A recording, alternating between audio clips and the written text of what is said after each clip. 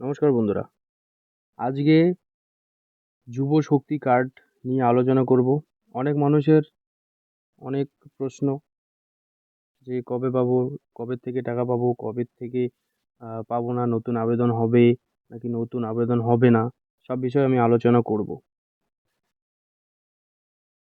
আপনারা থাম্বনেল দেখে বুঝেই গেছেন যে কোন বিষয়ে আজকে কথা বলা হবে। তাহলে শুরু করা যাক বেশি দেরি না করে।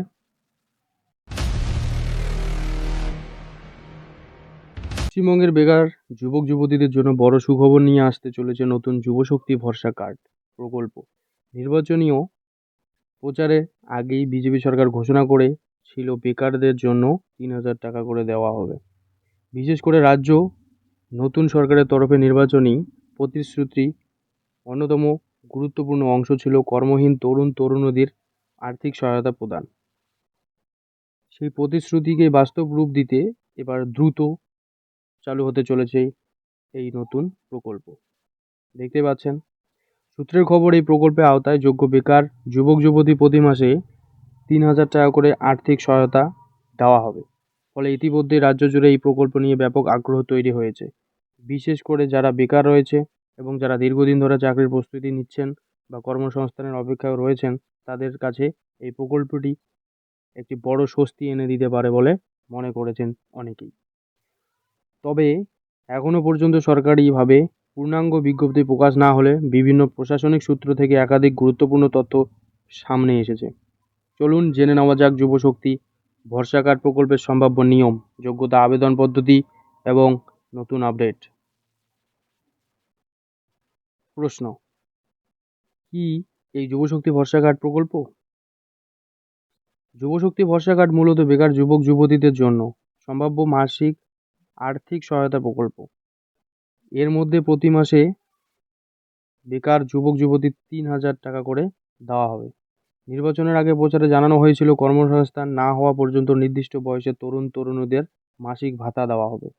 বর্তমান চাকরির বাজারে প্রতিযোগিতা ক্রমশ বাড়ছে। সেই পরিস্থিতিতে বহু পরিবার পড়াশোনা, কোচিং, ফর্ম ফিল আপ এবং যাতায়াত খরচ সামলানো কঠিন হয়ে দাঁড়ায়। এই ধরনের প্রকল্প সেই সমস্যার কিছুদিন সমাধান করতে পারেন বলেই মনে করেছেন অনেকে। মাসে কত টাকা পাওয়া যেতে পারে? প্রচার অনুযায়ী যোগ্য উপভোক্তারা প্রতি মাসে ৩,০০০ টাকা পর্যন্ত আর্থিক সহায়তা পেতে পারেন। বর্তমানে রাজ্যে চালু থাকা আগের বেকার ভাতা প্রকল্পগুলির তুলনামূলক কম পরিমাণ সহায়তা দেওয়া হতো। নতুন প্রকল্পে সেই অঙ্ক বাড়িয়ে দ্বিগুণ করার কথা শোনা যাচ্ছে। আগে সরকার যুবসাথী প্রকল্পের মাধ্যমে ১৫০০ টাকা করে দিতেন বেকার যুবক যুবতীদের, কিন্তু এই সরকার ৩,০০০ টাকা করে দেওয়ার প্রতিশ্রুতি দিয়েছেন। কবে থেকে চালু হতে পারে এই প্রকল্প?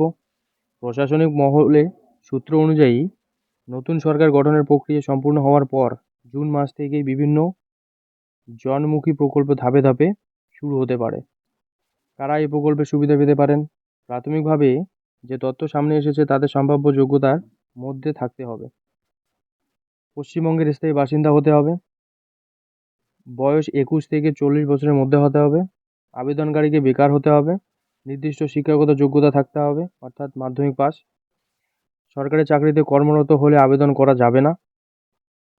তবে সরকার পরবর্তীতে যোগ্যতার নিয়মে পরিবর্তন আনতে পারে, তাই অফিসিয়াল বিজ্ঞপ্তি প্রকাশ হওয়া পর্যন্ত অপেক্ষা করাই উচিত। নতুন করে আবেদন করতে কি হবে? এই প্রশ্ন এখন সবচেয়ে বেশি ঘুরছে সাধারণ মানুষের মধ্যে। সূত্রের দাবি, এই প্রকল্পের জন্য নতুন করে আবেদন নেওয়া হতে পারে, কারণ সম্পূর্ণ নতুন পদ্ধতিতে প্রকল্প চালু করার পরিকল্পনা করা হয়েছে বলে জানা যাচ্ছে। কি কি নথি লাগতে পারে?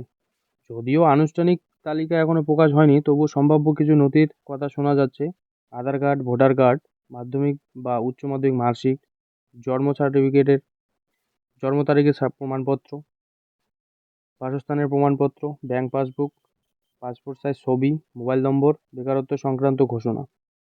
আবেদন আবেদনের সময় কেওয়াইসি এবং ডিবিটি সক্রিয় ব্যাংক অ্যাকাউন্ট থাকা অন্তত গুরুত্বপূর্ণ হতে পারে।